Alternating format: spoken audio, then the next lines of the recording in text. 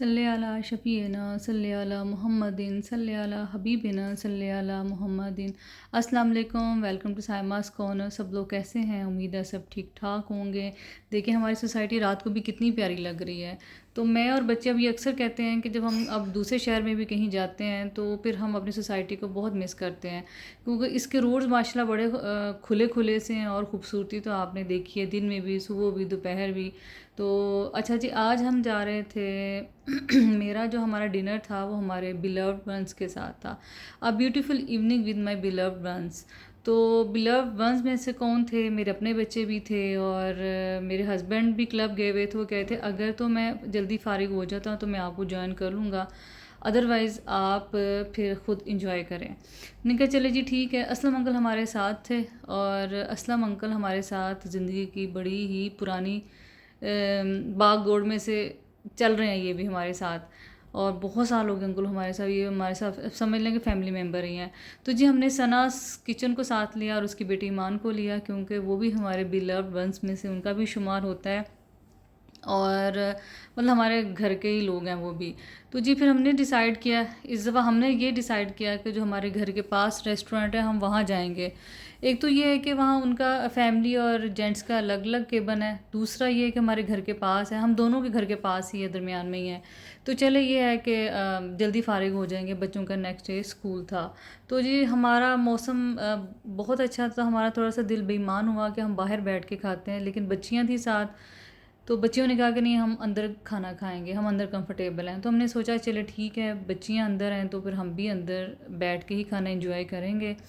तो मेरे हस्बैंड ने कहा था कि आप खाना ऑर्डर कर देना, अगर तुम्हें मीटिंग से, उनकी डीसी से मीटिंग थी, तो कहते अगर मैं मीटिंग से फ्री हो गया तो मैं फिर आ जाऊँगा, अदरवाइज़ कोई बात नहीं, आप खाना पैक करवा लीजिएगा। हमने कहा चलो ठीक है। तो बैठते ही जी हमने सबसे पहले खाना ऑर्डर किया, और क्योंकि अगर राशिद भी आ जाते तो यही होना था कि खाना खा के फिर ज़रा आदमी इतनी लंबी नहीं गपशप करते, तो इसलिए। तो जी खाना हमने ऑर्डर किया और साथ हम हंसी मजाक भी कर रहे थे कि लो जी सर्दियों की शामें आ गई, अब हम अक्सर ही बाहर आपको नज़र आएंगे। मुझे तो ये है कि मुझे एक तो चाय जो पसंद है, बहुत ज़्यादा तंदूरी चाय, जो वो जब से चली है। गुड़ वाली मुझे बचपन से अच्छी लगती थी, हमारे नानियाँ दादियाँ बनाया करती थी। तो गुड़ वाली चाय, तब गुड़ आम होता था और लोग शौक़ से पीते भी थे। तब हमारे वाले नखरे नहीं थे ना जो हमारे बच्चों को नखरे हैं, हम तो हर शाही खा पी लेते थे। तो जी ऑर्डर आ गए। ऑर्डर में सबसे पहले फ़्राइज़ आए और विंग्स आए, और हम सब ने, क्योंकि बारी बारी ऑर्डर वो ला रहे थे तो गरम गरम ही खाने का मज़ा आना था। तो विंग्स और फ़्राइज़ आ गए, तो हम सब ने मिल के विंग्स और फ़्राइज़ को एंजॉय करना शुरू किया जब तक कि बाकी फ़ूड आ जाता। तो मैं आपको बता रही थी कि मुझे ख़िज़ां की शामें और मुझे विंटर्स बहुत पसंद है। मैं सारा साल सच्ची बताऊँ इंतज़ार करती हूँ, जैसे अब ख़त्म हो जाएंगे आहिस्ता आहिस्ता, हम जैसे दिन गुजरेंगे दुख होगा कि ये दिन जा रहे हैं, और जैसे गर्मियाँ फिर शुरू होंगी तो मैं फिर दिन गिनने शुरू कर देंगे कि ये आएंगे। ख़िज़ां मुझे बहुत पसंद है, मतलब मुझे तो ख़िज़ां मुझे बहुत पसंद है और विंटर्स भी बहुत पसंद है। तो अब आपको अक्सर हम चाय पीने और खाना ऐसे हल्का फुल्का खाते आपको नज़र आएंगे। और जी हाँ जी विंटर्स के साथ क्या एक चीज़ आ रही है, मूंगफली भी आ रही है, और मूंगफली भी मुझे बहुत पसंद है।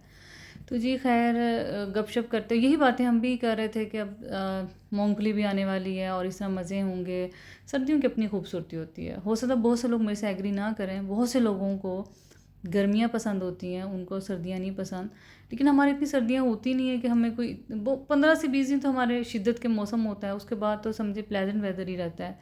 जी खाना बड़ा अच्छा था, बच्चों को भूख भी लगी हुई थी, क्योंकि बच्चों ने दोपहर इतने शौक़ से वो खाना नहीं खाया था जो हमने बनाया था। बस बच्चे इन्हीं चीज़ को एंजॉय ज़्यादा करते हैं। पिज़्ज़ा भी अच्छा था, सब कुछ अच्छा था, तो शायद भूख भी लगी हुई थी। ये जी सना का मिंट मार्गरेटा पसंदीदा। मैं बाहर जाके, वैसे मैं ड्रिंक्स ज़्यादा लेती नहीं, बहुत कम मैं इस्तेमाल करती हूँ, तो ऐसे मैं तो बस किसी एक से ले लिया, सिर्फ कभी दूसरे से, मैं से ज़्यादा मैं नहीं ले सकती, मुझे आदत ही नहीं शुरू से।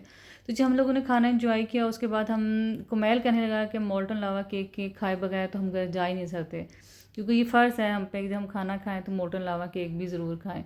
तो जी हम ऑर्डर करके आगे बाहर, क्योंकि यही था कि मौसम अब अंदर खा के थोड़ी सफोकेशंस भी महसूस हो रही थी, तो उन्होंने कहा कि हम आपको बाहर सर्व कर देते हैं, आप बाहर बैठें।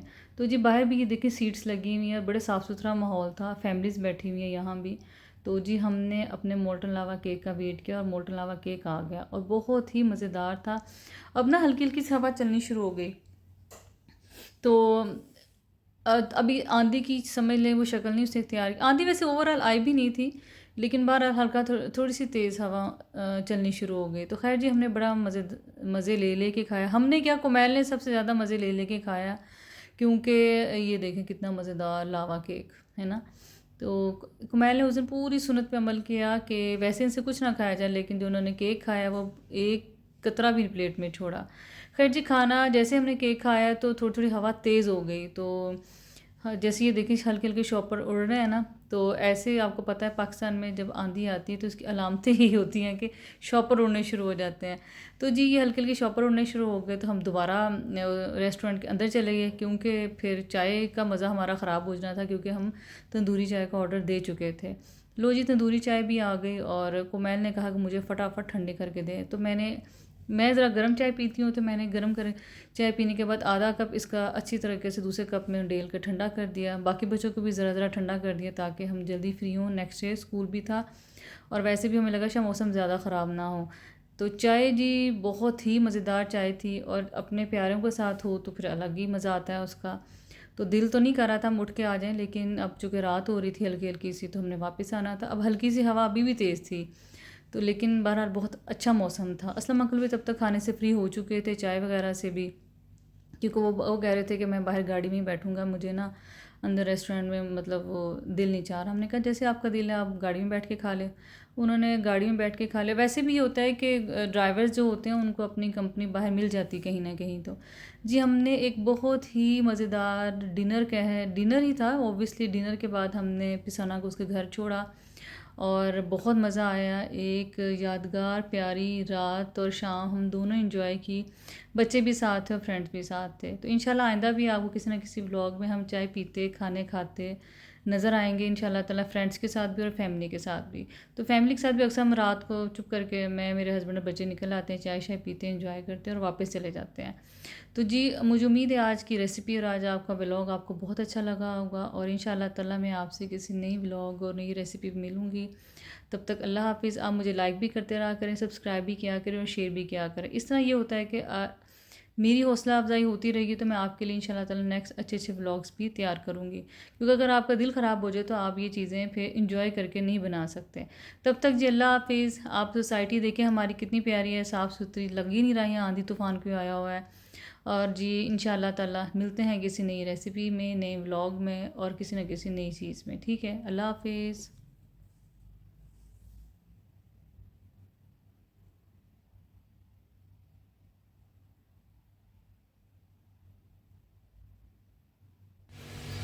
ठीक है, ये देखिए जी आज काले चने बन रहे हैं, और काले चने मैंने लहसुन अदरक और ये आधा किलो काले चने हैं, और मैंने इसमें 2 बड़े प्याज, 4 टमाटर और नमक और लाल मिर्चें और हल्दी और सूखा धनिया डाल के इसको गला लिया है इसको।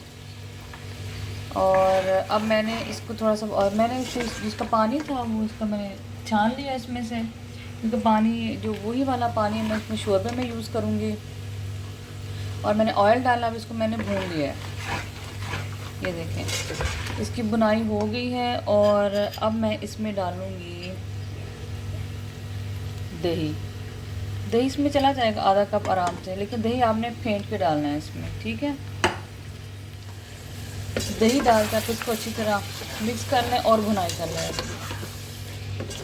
मेरी अम्मी ऐसे बनाती थी, मुझे भी ऐसे पसंद है। हालांकि मैंने इसकी कितनी रेसिपीज़ ट्राई की हैं काले चने की, लेकिन मुझे अभी तक जो सच बताऊँ मुझे यही रेसिपी बेस्ट लगी है, और इससे चने अच्छे भी बनते हैं। अब इसमें मैं थोड़ा सा जो ज़ीरा है वो हाथ से मसल के इसमें डालूँगी। ये देखिए मैंने हाथों से ये मसल लिया, इसका ज़ीरा इसमें डाल दूँगी मैं, और साथ इसके साथ सब भुनाई होती जाएगी। इतना भूनना है कि इसका दोबारा से ऑयल निकल आए। पहले मैंने इसलिए भुना है कि लहसुन अदरक टमाटर प्याज अच्छी तरह ये इसमें मिक्स हो जाए, और अब फिर उसका ऑयल निकल आया था।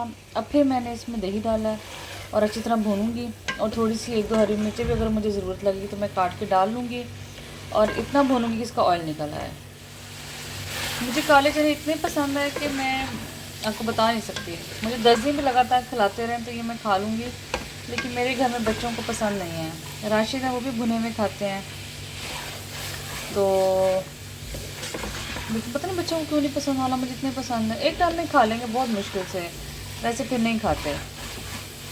अगर आपको ऑयल कम लगे तो आप डाल दीजिएगा, क्योंकि चनों में थोड़ा सा ऑयल ज़्यादा ही जाता है, क्योंकि ये पानी ना, ये जो चने हैं ना एब्जॉर्ब कर लेते हैं। बड़ी मुश्किल से इसमें से ऑयल निकलता है, थोड़ा खुला ही डालना पड़ता है।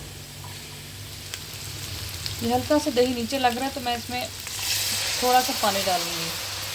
आप वो वाला शोरबा भी डाल, जो बचा हुआ पानी है चनों का वो भी डाल सकते हैं, लेकिन मैंने पानी थोड़ा सा इसमें डाल दिया ताकि नीचे ना लगे। बस इसको थोड़ी सी अगर अच्छी बुनाई हो जाएगी तो आपके चने अच्छे बन जाएंगे। अगर आप कम भुनेंगे तो फिर वो जायका वैसा सा नहीं रहता। साथ ही मैं इसमें 3 हरी मिर्चें काट के डाल दूँगी।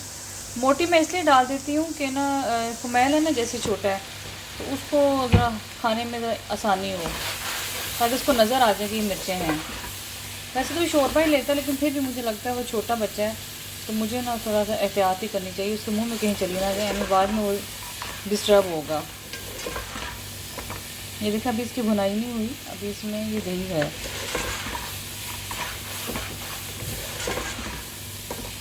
बस मेरा ज़ाती ख्याल यही है कि आप थोड़ी सी चीज़ों पे थोड़ा सा फोकस कर लेना तो आपकी हड्डियाँ अच्छी बन जाती हैं। अगर टाइम थोड़ा सा आप लगा दें तो उसका रिज़ल्ट अच्छा हो तो फिर क्या ही कहने। अदरवाइज़ खाने तो बहुत से लोग बना लेते हैं और बहुत जल्दी बना लेते हैं, तो सच बताऊँ मेरे से बहुत जल्दी खाना बनता नहीं है। मतलब मुझे ये होता है कि इसकी भुनाई परफेक्ट हो, अगर गेस्ट भी आने तो एटलीस्ट वो डिशेस जो भी हैं या खुद भी घर में खाना हो, एटलीस्ट बंदा इंजॉय करके खाए। ये देखें ऑयल इसका निकल आया चनों का, उसकी भुनाई हो गई है। ये देखो बस थोड़ा सा टाइम लगता है अच्छी भुनाई में, फिर आपका रिजल्ट्स तो एटलीस्ट अच्छे आते हैं। तो अब जी मैं इसमें थोड़ा पानी डालूँगी, वो वाला ये जो मैंने चने गलाते हुए इसका निकाला था, क्योंकि सारी यखनी यही है, इसमें जायका भी इसी में, नमक मिर्च का भी। बस थोड़ा करके मैं इसमें डालूँगी ताकि पकता रहे बैठ पड़ा हल्की सी आंच पे। वैसे तो ये गला हुआ है, मतलब चने गले में है और जो पानी है वो पका ही हुआ है, लेकिन थोड़ी देर और इसको पकते रहें तो बेहतर है। चलिए मैं आपको दिखाती हूँ पका के कि चनों की फाइनल लुक क्या आती है। ये देखिए जी शोरबा ऑलमोस्ट डन हो चुका है। अब इसमें मैं डालूँगी आधी टीस्पून काली मिर्ची पिसी हुई, ये आप अपने टेस्ट के हिसाब से डाल दें। आधा टीस्पून मैं इसमें गरम मसाला पिसा हुआ डालूँगी, और मैं इसमें डालूँगी हरा धनिया, हरी मिर्चें डाल दूँगी काट के। और अगर आपकी लगे कि मिर्चें थोड़ी कम है तो आप इसमें ना एक छोटा सा स्लिट लगा दें इसमें हरी मिर्चों में। और अब इसमें मैं डालूँगी सूखी मेथी, और इसमें मैं डालूँगी सूखी मेथी 1 टीस्पून भर के। तो अब मैं इसको 1 दफ़ा 2 दफ़ा मिक्स करूँगी, उसके बाद इसका चूल्हा बंद कर दूँगी और हल्की सी आंच पे चूल्हा बंद कर दूँगी, और ये ऐसा ही पड़ा रहेगा। शोरबा जो होता है आप उसको फ़ौरन इस्तेमाल ना करें, शोरबे को आप थोड़ी देर चूल्हे पे स्टे करने दिया करें, चूल्हा बंद कर दिया करें नीचे से, ताकि इसका जो टेस्ट है वो अच्छी तरह समझ लें कि हर चीज़ का टेस्ट इसमें आ जाए। तो अब जी मैं इस पर ढक्कन दोबारा दे दूँगी, चूल्हा बंद कर दूँगी, और ये जब खाना होगा तब सर्व करूँगी।